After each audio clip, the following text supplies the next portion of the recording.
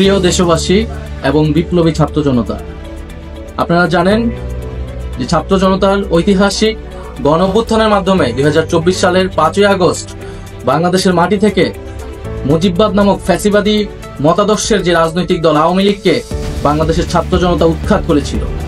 কিন্তু আমরা দুঃখের সাথে দেখছি যে এতদিন হয়ে যাওয়ার পরেও সেই আওয়ামী লীগের ব্যানারে আওয়ামী লীগের লোকেরা এই বাংলাদেশের মাটিতে এখনো মিছিল করার সাহস পায় এবং এই অন্তর্বর্তী সরকারের পক্ষ থেকে তেমন দৃশ্যমান উদ্যোগ নেওয়া হয়নি এই আওয়ামী লীগকে নিষিদ্ধ করার বা আওয়ামী লীগের বিচার কার্যক্রমকে দৃশ্যমান করার।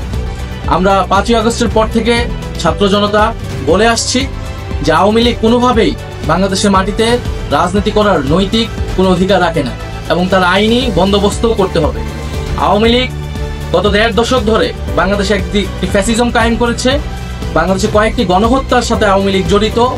আমরা জানি পিলখানা হত্যাকাণ্ড থেকে শুরু করে হেফাজতের শাপলা হত্যাকাণ্ড, মোদী বিরোধী আন্দোলনের হত্যাকাণ্ড এবং সর্বশেষ জুলাই আন্দোলনের হত্যাকাণ্ড। এছাড়া বিরোধী রাজনৈতিক লোকেরা গুম খুনের ক্রসফায়ারের শিকার হয়েছে। এই সব কিছুর বিচারের জন্যই কিন্তু এই গণ অভ্যুত্থান হয়েছিল এবং আওয়ামী লীগকে আমরা দলগতভাবে বিচারের দাবি জানিয়েছিলাম, সেটিও আমাদের সামনে দৃশ্যমান হয়নি।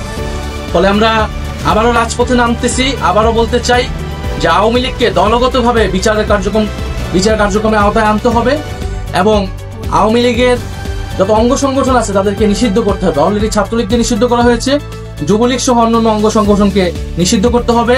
বিচার চলাকালীন তার নিবন্ধন বাতিল করতে হবে এবং রাজনৈতিক সাংগঠনিক কার্যক্রম নিষিদ্ধ করে আইন বাস্তবায়ন করতে হবে। সেই উদ্দেশ্যে আগামীকাল 2রা মে বাদ জুমা জাতীয় নাগরিক পার্টি ঢাকা মহানগরীর উদ্যোগে বায়তুল মোকাররমের দক্ষিণ গেটে একটি বিক্ষোভ সমাবেশের আয়োজন করা হচ্ছে।